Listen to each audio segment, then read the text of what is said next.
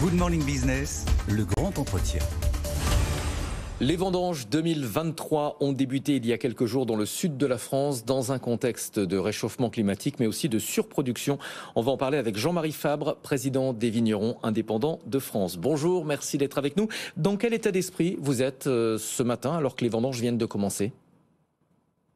Bonjour, écoutez, plutôt un état d'esprit comme d'habitude à cette époque-ci, toujours à la fois un peu d'anxiété mais aussi beaucoup d'excitation, parce que c'est aussi la conclusion d'une année de travail et c'est ce qui va dessiner finalement le potentiel, la qualité et donc la capacité commerciale que nous allons avoir pour le millésime qui arrive. Le ministère de l'Agriculture a publié des estimations. On s'attend à une production comprise entre 44 et 47 millions d'hectolitres.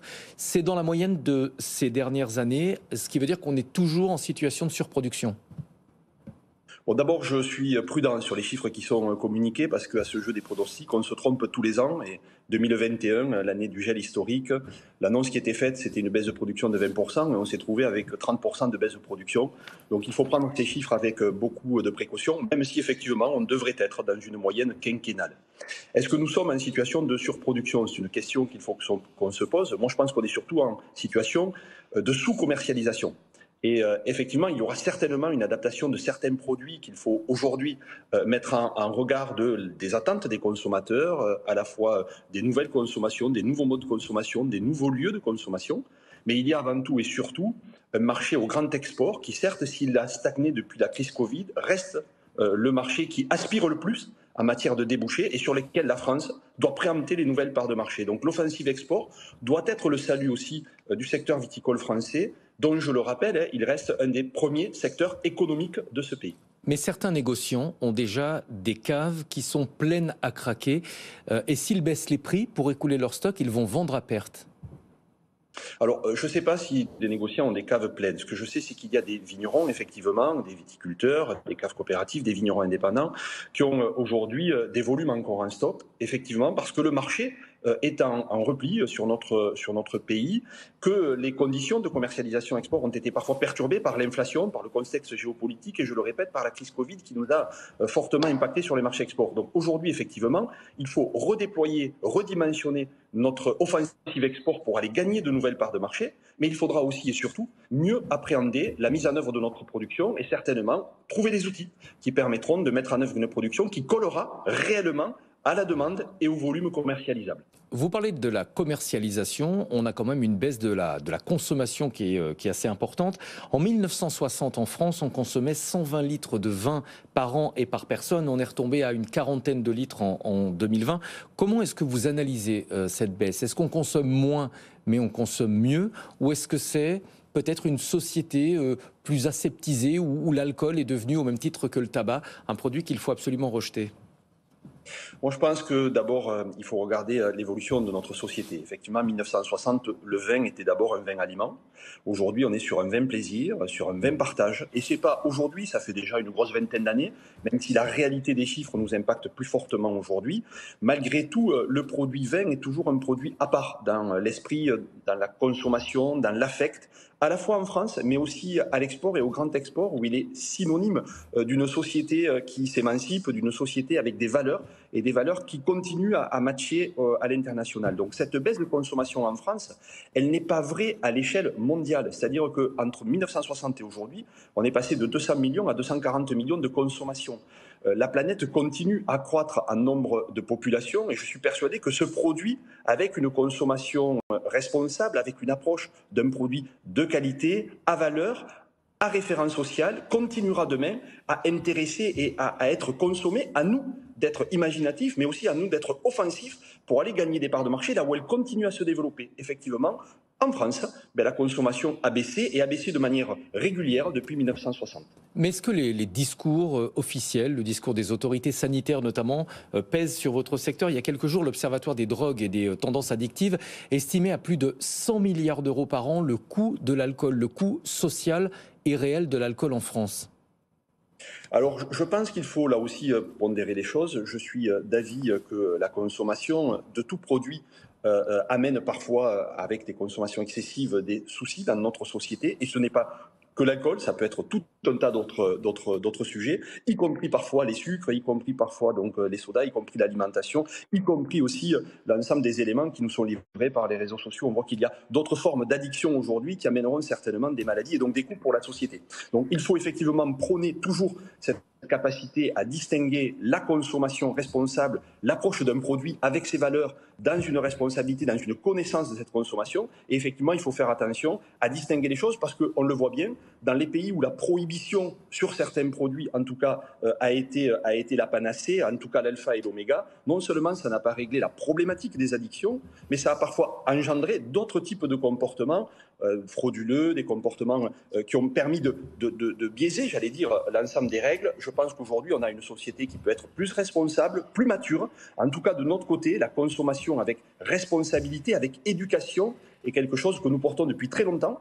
Gardons quand même à l'esprit les plus-values de notre produit, à la fois en termes d'emploi, d'aménagement du territoire, de ressources économiques à la fois sur les territoires, mais aussi au grand export. N'oublions pas que le vin, c'est 18 milliards de commerce à l'export et c'est plus de 15 milliards d'excédent commercial brut. Seul l'aéronautique européen fait mieux que notre secteur, qui, je le rappelle, emploie sur l'ensemble des territoires français entre 6 et 700 000 personnes. Donc je pense qu'il faut mesurer le message et regarder quelle est la cause de ces problématiques et faire attention de distinguer à la fois l'éducation, la plus-value économique, la plus-value culturelle et les éléments de comportement.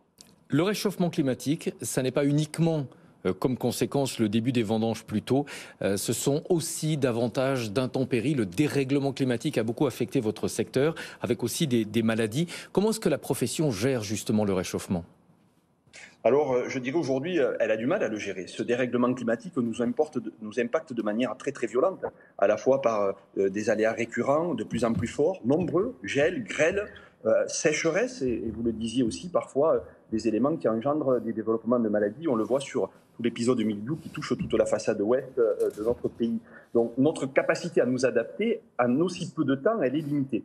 Il faut à la fois travailler sur nos pratiques culturelles, il faut aussi travailler sur la recherche et le développement parce qu'on a aussi là des outils pour nous permettre de faire face. Il faut surtout, et c'est un des éléments que l'on porte déjà depuis plus d'un an, en tout cas chez Vignerons Indépendants de France, c'est de pouvoir demander au gouvernement de nous accompagner face à ce dérèglement en investissant sur les outils de protection en amont.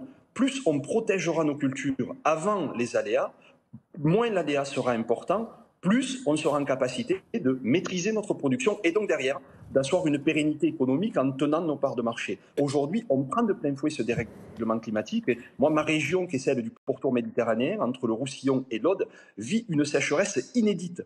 Si on est en capacité demain de pouvoir investir massivement pour pouvoir gérer l'eau qui parfois dévaste, détruit à des périodes très resserrées, et notamment à l'automne, et si cette eau, on est en capacité de la réutiliser au moment où elle va nous faire défaut, eh bien, on amènera là une forme de linéarité, une forme de résilience qui nous permettra de faire face demain aux conséquences directes du changement et du dérèglement climatique. Est-ce que les assureurs vous accompagnent suffisamment ? Il y a une épidémie de mildiou qui a frappé le Bordelais cette année et certains assureurs se demandent s'ils vont indemniser les conséquences.